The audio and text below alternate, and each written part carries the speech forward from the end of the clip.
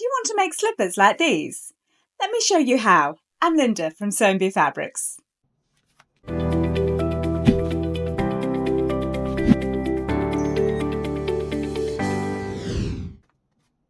Let's make the pattern first. First up, I'm going to make a pattern, so I'm starting off with drawing round my foot on a piece of cardboard, making sure not to angle the pencil under my foot as I draw. I've gone over my markings again, rounding off all the edges. Then I cut it out. To make the pattern top, I've taken strips of newspaper. I'm crisscrossing them until I've got enough laid out for my cardboard foot to easily fit in the centre of.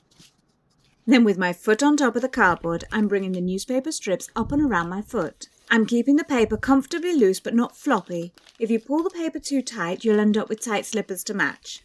I'm doing this standing with my weight through my foot because the foot naturally spreads when you stand.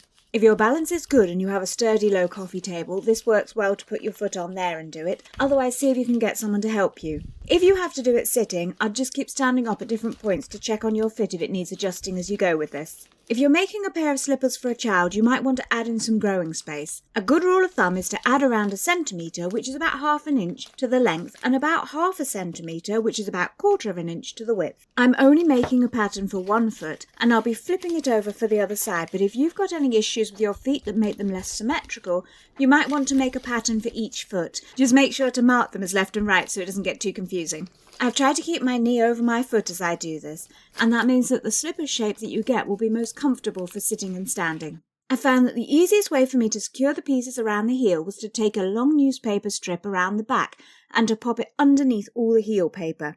I secured it on one side of my foot and then I scooped the heel pieces up as I went around and stuck it on the other side. Then to keep everything in position when I cut it up in a moment, I'm covering the whole thing in masking tape. I've got long strips of tape that I've tried to put on in various directions so they overlap, and then that will make it more strong.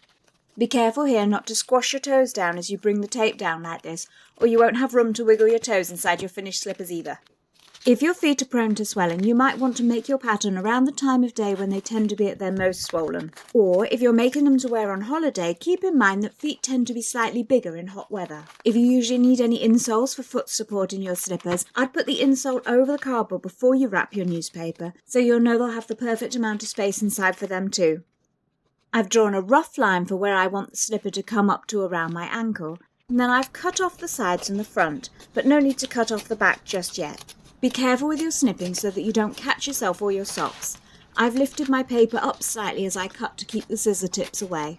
I want the opening on mine to be nice and high, and it's easier to cut off more than it is to try and stick it back on. So you can see my first line is too high and won't slide off my foot, but it gives me a good idea as to how much more I want to take off. The wider the opening is, the easier it'll be to get them on and off. So if you have any difficulties with bending or reaching your feet, you might want to scoop your line lower than I'm scooping mine. Now I've changed that and it comes off easily and I'm happy with the fit, I can trim the back part to even it all out. To make sure it all holds its shape as I take it apart, I'm adding a bit of extra masking tape all the way around the top opening for my paper slipper.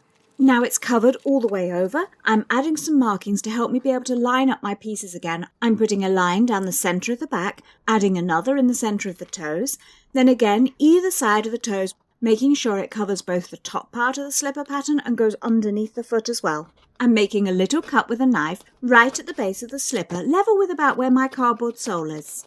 Now I've got a little hole, I can easily slide my scissors in and carefully cut all the way around the sole. Once the sole's completely separated, I'm looking for where my marking is that I made at the heel. I've snipped straight up that and I'm putting a seam here. Then I can flatten my pattern out completely.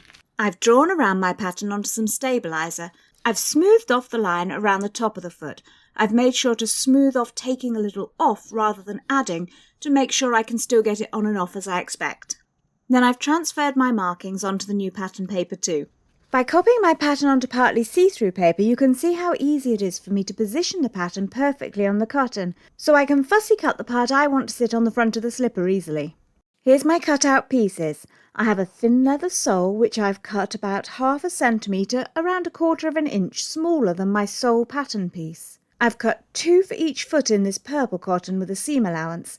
I'm using up some thinner cotton scraps, but 1 in quilting weight for each would have been fine too. Then I have a left and a right top part with my seam allowance added all the way around in cotton. To make a cosy lining, I've got some old wool jumper scraps, and I've cut one each for the soles and the upper parts with their seam allowances. Come sew it with me. I'm starting my sewing by attaching the leather sole to the sole cotton piece. I've positioned it centrally, and then I'm sewing a straight stitch all the way around near the edge. I'm using a walking foot throughout this project. This means that the leather won't get stuck underneath the foot, and when I start sewing different layers together, they'll stay lined up more easily. This leather is easiest to sew with polyester thread on a long stitch length. It was thin enough not to need special threads, but if you use a thicker leather you might need to. Now we're ready to start making our slipper shape. I'm taking my top pattern piece and folding it to bring together the back heel ends. I'm just stitching all the way across, securing it with back stitch at the start and the end. I've lined up my top cotton pieces. I've matched my toe and side markings with the lining, and the back seam is lined up with the heel marking. I'm sewing them together, following all the way around. I like to sew them with the sole facing upwards so I can make sure to keep my spacing evenly distanced from the leather that I stitched on before. Then when I turn it the right way out again, I'll get a lovely stripe of purple in between the leather and the cotton pattern. It's a simple way not only to add a bit more fun, it also keeps the leather out of the seams, which makes it easier to sew and more comfy to wear. I'm just making sure that the thread ends are out of the way as I come back to where I started. Because woven cotton can fray, I'm adding in a zigzag stitch all the way around the seams that I've just sewn so they'll last longer. I'm using a medium width zigzag all along the raw edges. If you prefer, you could use an overcast stitch or an overlocker to do this instead. Then I'm going to do exactly the same steps with the wool lining, starting out with sewing straight across the back heel seam, then again lining up the front and side pattern markings and the back seam to the heel marking, adding in extra clips around to help hold its position perfectly, then stitching all the way around again. It's usually best to sew wool with a ballpoint needle and polyester thread, so that's what I'm using here. Fleece would be a good substitution if you're making this as well, or if you're making summer slippers you might want to switch it out for another layer of cotton instead. If your jumper is thicker and the seams end up a little bulkier, you might want to trim them down so it doesn't feel like it's scrunching up, especially in the toe area, or you might want to clip your curves on the wool or on the cotton. I've zigzagged around this layer as well because the wool has a slight fray to it when it's stretched, but if you're using fleece instead you wouldn't need to. I've got my 4 slipper shapes now. I'm turning the outer 2 right side out but leaving the wool ones inside out. Making sure I've definitely matched the right and the left up correctly, I'm putting the cotton layers inside the wool pieces. I'm making sure the back seams line up and clipping them together. Then, to get the centre front of the opening, I'm clipping the opposite point together. Then I'm finding the halfway points between these for either side, and now I know that the fabric is spread equally around. I'm stitching them together. It's a little awkward stitching this, so you may find yourself stopping to keep on readjusting your slipper as you're sewing, especially if you're sewing a smaller size. So just sew slowly and carefully and you'll be able to keep it in the right position. If you've used a very stiff sole, you might prefer to stitch them together the correct way around and to add bias binding at the top instead of doing it like this. I'm leaving a wide gap on the inner ankle as an opening to be able to turn the whole slipper through. The stiffer the sole you've used, the wider the opening will need to be. I've pulled everything through the hole, then I'm stuffing the lining layer back inside the slipper. I've taken the fabric around the opening and tucked the ends inside and clipped it together. Then it just needs one more line of stitching. I'm top stitching all the way around the ankle opening.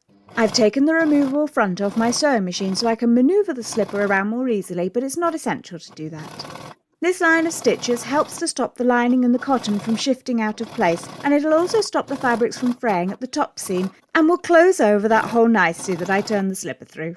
I generally like to start sewing just after the hole from turning it, so that when I get back around to stitch it closed, the rest of the fabric is lined up perfectly. That makes it easier for me to sew very close to the edge to secure it in the perfect position.